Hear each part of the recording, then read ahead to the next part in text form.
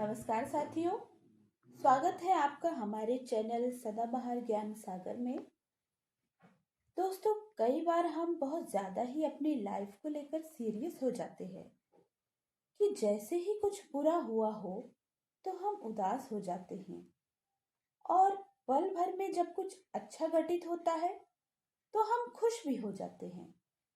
हमारे विचार बहुत जल्दी ही बदल जाते हैं।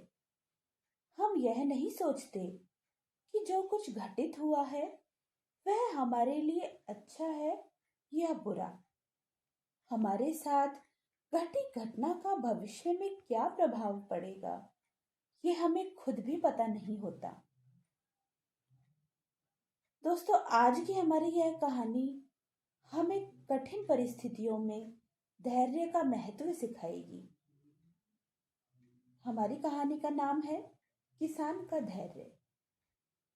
एक समय की बात है, एक किसान था जिसके पास एक घोड़ा था। वह अपने इस घोड़े से बहुत प्यार करता था। उसे अपने घोड़े पर बहुत गर्व था, जो किसान की कमाई का जरिया भी था। अपनी इस कमाई से किसान अपने परिवार का पेट भरता था। लेकिन एक दिन वह घोड़ा भाग गया। उसके भागने के बाद समाज के लोग और उस किसान के पड़ोसी उसके पास आकर उससे कहने लगे, हे भगवान, तुम्हारा घोड़ा जिस पर तुम्हें बहुत घमंड था वह तो भाग गया। उसको सांत्वना देने लगे कि उसके साथ बहुत बुरा हुआ है। लेकिन किसान ने उसका जवाब बहुत ही सहजता से देते हुए कहा, हाँ, बहुत बुरा हुआ।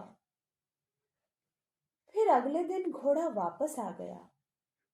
लेकिन सिर्फ घोड़ा वापस नहीं आया, बल्कि वह अपने साथ 3 जंगली घोड़े भी लाया।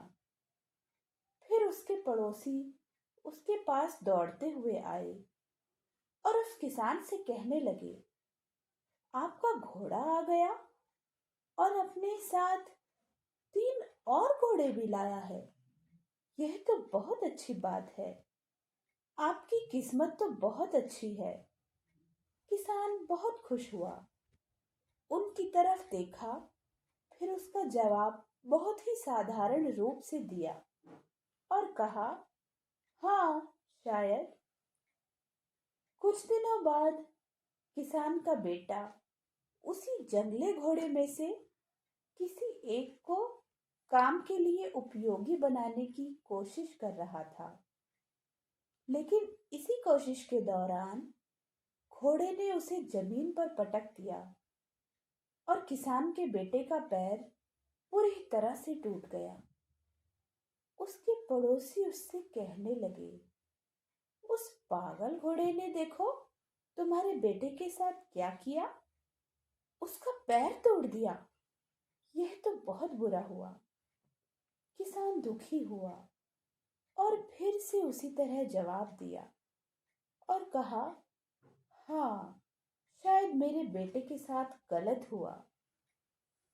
अगले दिन सेना के कुछ जवान उस किसान के घर आते हैं, जो जंग छिड़ने के कारण नए जवानों की भर्ती कर रहे होते हैं। उसमें से एक जवान ने किसान के बेटे को देखा और बोला, इसका तो पैर टूटा हुआ है, हम इसे सेना में भर्ती नहीं कर सकते। और वे जवान गांव के सभी लड़कों को लेकर अपने साथ चले गए। यह जानकर उसके पड़ोसी और बाकी गांव वाले उसके पास आए और बोलने लगे, तुम्हारे बेटे को तो जवान जंग के लिए नहीं लेकर गए। तुम्हारी किस्मत तो बहुत ही अच्छी है। इस आखिरी बार भी किसान ने फिर से बड़ी सहजता से ही कहा, हाँ, शायद। दोस्तों, इस कहानी से हमें यह प्रेरणा मिलती है कि हमारे लिए चीजों को नकारात्मक ढंग से सोचने में जरा भी समय नहीं लगता है। जब भी कुछ हमारे अनुकूल नहीं होता तो हम उसे बुरा ही समझते हैं। लेकिन सच बात तो यह है कि कोई नहीं जानता कि हमारे साथ जो घटा है वह बुरा है या अच्छा। इस कहानी में भी किसान के भावों में परिवर्तन परिस्थितियों के कारण होता है। बुरी परिस्थितियों में वह नकारात्मक हो जाता है और अच्छी परिस्थितियों में वह सकारात्मक हो जाता है। इन नकारात्मक और सकारात्मक परिस्थितियों के बीच के समय में धैर्य रखना बहुत जरूरी होता है। क्या आप वाकई में यह बता सकते हैं कि हमारे साथ जो घट रहा है वो गलत है या सही, बिना यह जाने कि भविष्य में उसका क्या प्रभाव पड़ेगा हम पर, यह हमारे जीवन पर? मुझे लगता है आपका जवाब होगा नहीं।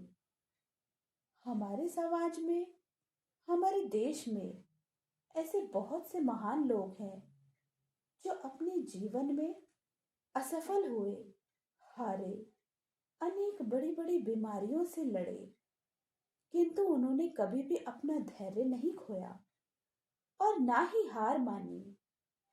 यही आगे चलकर बड़े ही प्रसिद्ध हुए, सफलता के मुकाम पर पहुंचे और महान बने। हमारे बड़े बुजुर्ग सही ही कह गए हैं कि जो होता है अच्छे के लिए ही होता है। यह छोटी सी लाइन हमें बहुत कुछ सिखा जाती है दोस्तों, और ये बात हमें कभी नहीं भूलनी चाहिए।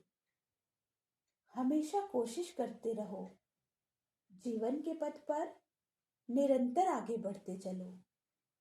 हमें तो बस यही करना है, किसी बात को लेकर ज्यादा परेशान नहीं होना, अपने आप को शांत रखना है और अपने काम से काम रखना है। तो दोस्तों, इसी कहानी के साथ मैं आज आपसे विदा लेती हूँ। आपका दिन शुभ हो। धन्यवाद।